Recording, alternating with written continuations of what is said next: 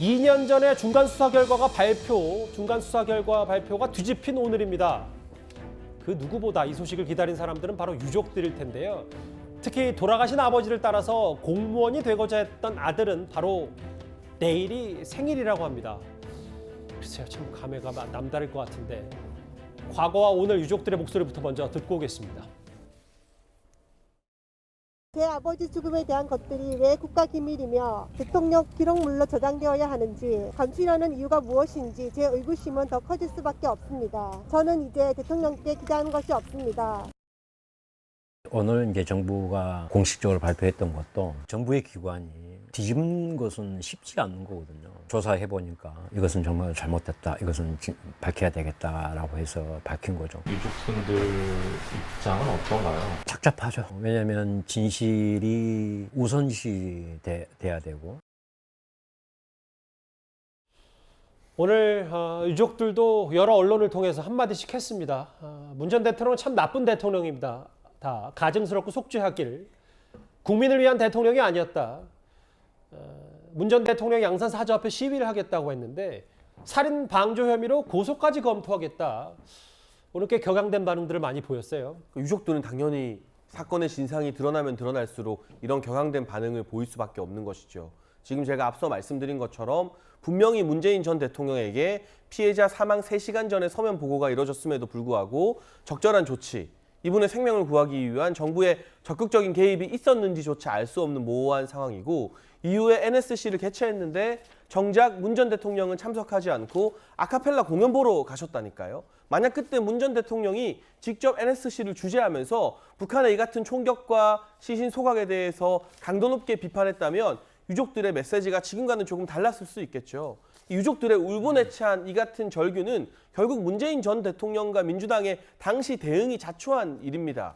그리고 정말 이해가 안 가는 것, 앞서 노동희 교수님께서도 잘 지적해 주셨지만 법원에서 국가안보와 직결되지 않는 사항에 대해서는 정보 공개하라고 판결을 내리지 않았습니까? 예. 그런데 대체 무엇을 감춰야 하길래 부득불 거기에 대해서 정보 공개하지 않겠다고 항소를 하고 그 항소를 통해서 시간 끄는 동안 15년 동안 지켜볼 수 없는 대통령 기록물로 지정을 해버렸잖아요. 이러면 유족들 입장에서는 진실이 무엇이길래 무엇을 감추고 싶은 거지? 그러고 싶지 않아도 계속해서 이 음모가 있는 것은 아닐까 생각이 꼬리를 물고 번질 수밖에 없어요. 예. 왜 가족을 잃은 유족들을 이렇게 힘든 상황으로 떠밀었는지 그 부분에 대해서는 이 피해자분의 배우자께서 양산 가서 시위하고 싶은 심정이라고 하셨는데, 오죽하면 아마 많은 분들도 그동안에 양산에서 시위하는 거 좀 너무하다 싶었다가도요, 오늘 국방부와 해경의 뒤집힌 발표를 보면 저부터도 이건 양산 가서 문재인 전 대통령 책임지라 진상규명하라고 마이크 잡고 싶은 마음이거든요.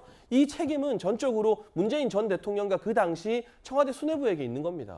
김준일 대표님, 네. 아까 말씀하셨다시피 문재인 정부에서도 이걸 좀 무리하게 월부로 단정짓는 건 아니냐, 이거에 대해서는 비판적인 생각을 갖고 계시잖아요. 네. 그럼 어찌됐건 앞으로 어떤 방향이 되는지는 저도 잘 모르겠습니다만, 그러면 근거 없이 월북자로 단정해서 오명을 씌운 유족들에게 문재인 정부가 과거 문 전 대통령도 누구든 최소한의 유감 표명은 지금 타이밍에 한번 하는 게 맞는 건 아니지, 어떻게 생각하세요? 저는 개인적으로 하는 게 좋다고 봅니다. 예. 그냥 하는 게 좋은데 지금 이게 이제 법적인 상황으로 이제 이게 소송전이 얽히고 그러면은 그 사과하는 거 하나하나도 이를테면은 나중에 증거로 활용되거나 뭐 이런 문제들이 좀 복잡하게 얽힐 가능성이 있어요. 하지만 정무적인 판단에서는 어쨌든 그게 이제 총체적으로 해경이 발표를 했지만 총체적으로 어쨌든 대통령의 책임이기 때문에 조금 섣부르게 좀 이렇게 단정적으로 정황 증거가 있다 하더라도 단정적으로 한 것에 대해서는 조금 전향적인 태도를 전 문재인 정부 청와대에서 보일 필요는 있다라고 보고, 예. 살인 방조죄, 전 유가족들의 어떤 아픔들 이런 것들 다 이해를 합니다. 그래서 뭐 소송을 충분히 제기할 수 있다라고 봐요. 다만 이제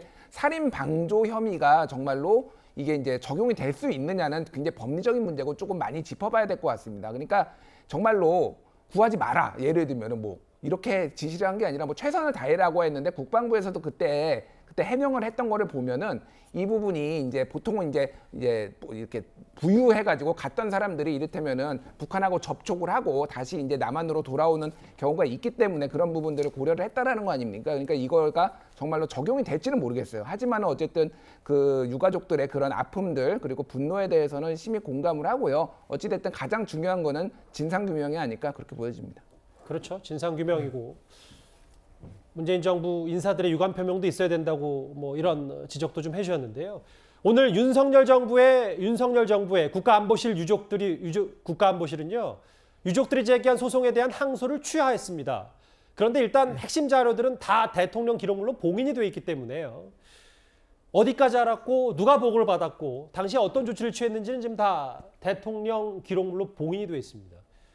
이걸 열 수 있는 방법은 두 가지인데 국회 제적위원 3분의 2 이상 찬성. 그런데 지금 민주당이 다수기 때문에 이게 쉽지 않을 수도 있고 현실적으로. 관할 고등법원장의 영장도 필요한데 이 부분도 어렵다.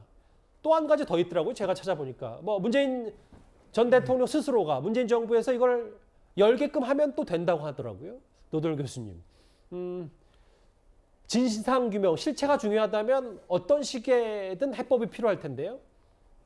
글쎄, 저도 지금 이제 생각을 해보니까 현재 여러 가지 방법은 있거든요. 대통령 기록물로 지정됐더라도 저는 민주당에서 이걸 아까 하태경 의원이 국회 특위를 구성하자 얘기했는데 예. 이걸 굳이 반대할 이유는 없어 보입니다. 이게 무슨 뭐 어느 쪽 정권의 책임을 지우자 그런 얘기가 아니고 유족들의 억울함을 풀어주고 이 부분에 대해서 진상을 규명하자 이런 얘기하는데 그에 대해서 반대할 명분은 없지 않는가 싶어요. 국가의 존재 이유, 정부의 존재 이유가 뭡니까? 국민의 생명과 신체 재산을 보호해야 되는 의무가 있는 것이고 그 반대급부로 국가가 공권력을 행사하고 국민의 생명, 신체에 대해서 강제력을 행사할 수 있는 거 아니겠습니까? 그렇다면 저는 이 부분 유족들에게 정말 억울함 풀어주는 것도 중요하지만 왜 국가가 그와 같이 그 국민의 생명과 신체를 보호하지 못했는가 하는 거에 진상을 규명하자고 하면 저는 국회 특위를 구성해서 예. 최적 3분의 2가 동의해서 관련된 정보를 공개하자 이렇게 하면 문제가 없을 거라고 보여지고요. 결코 바람직하진 않지만 무슨 살인 방조 혐의 아까 유족들이 그렇게 얘기하셨는데 저는 그런 고소고발은 있어서는 안 된다고 생각하는데 예.